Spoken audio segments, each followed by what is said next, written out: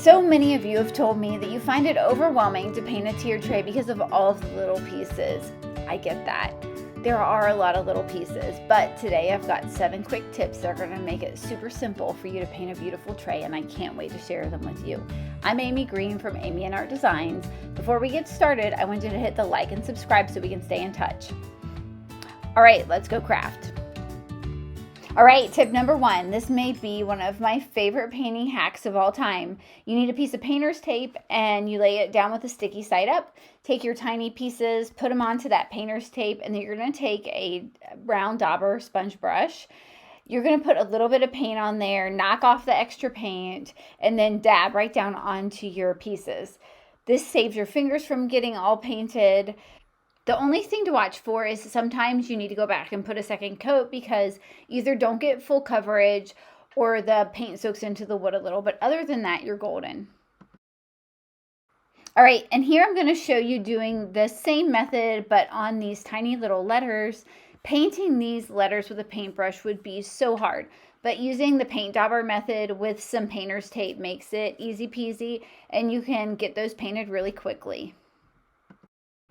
Okay, on to tip 2. So for tip 2, guys, what we want to do is decide before we start painting, for the most part, what colors we want all of our different pieces. And that way we can go in and paint one color at a time.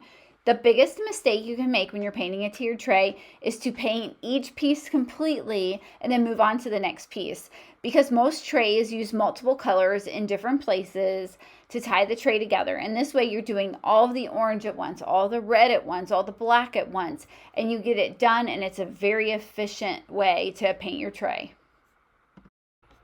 Tip number 3. This is a really simple tip, but it's one that is so helpful.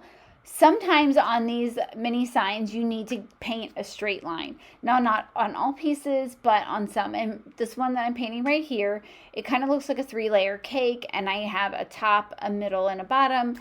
I want my top to be orange, my middle to be cream, and my bottom to be brown, and I want straight lines on each of the pieces. And just like you'd paint a wall and tape off your baseboard, you're going to do the same thing here. Just tape that off. Make sure you smash that tape down really well, paint right up to the edge, and then peel the paint off, and you're going to have a beautiful straight line, and it's going to look awesome.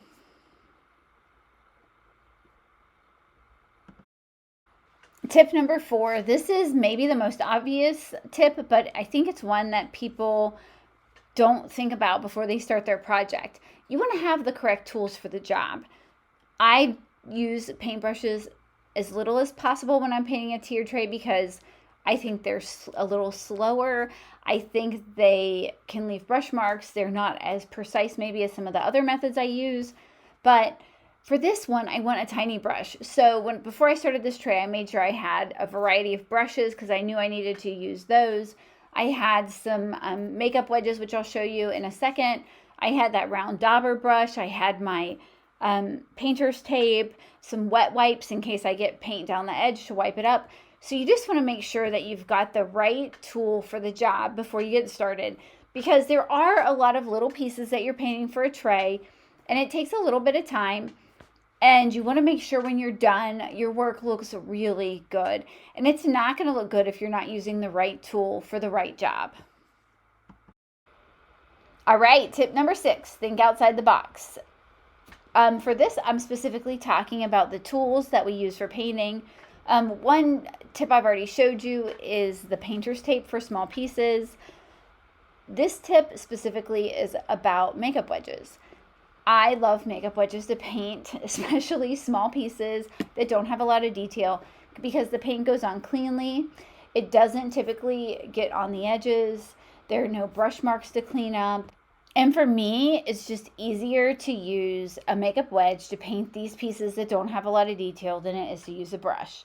Another outside the box tool that I like to use are baby wipes to clean up the edges, to clean up my hands, to wipe up any paint on the table or my work surface.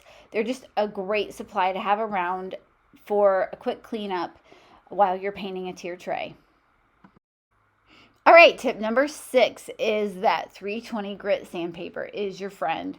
If you've ever hung out with me on Facebook Live or you've watched my other YouTube videos and you've watched me paint, you know I always have 320 grit sandpaper.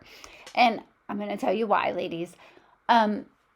It's a very fine grind on that sandpaper. So with sandpaper, the higher the number, the finer the surface is. You go down to like 100, it's super rough. So 320 is very fine. It just takes a tiny bit of paint off the top and it leaves you with a really beautiful smooth surface. And if you can see from what I'm doing, I'm just lightly going over the top, and all this does is just cleans up your project. It just takes a couple minutes and your project is going to look 100 times better. I suggest getting also a tack cloth, not low tack, but a tack cloth. They're super cheap. They're like $1, $2 at Walmart. I cut them into pieces and I use them to wipe the dust off of my projects before I seal them. And we're going to talk about that next.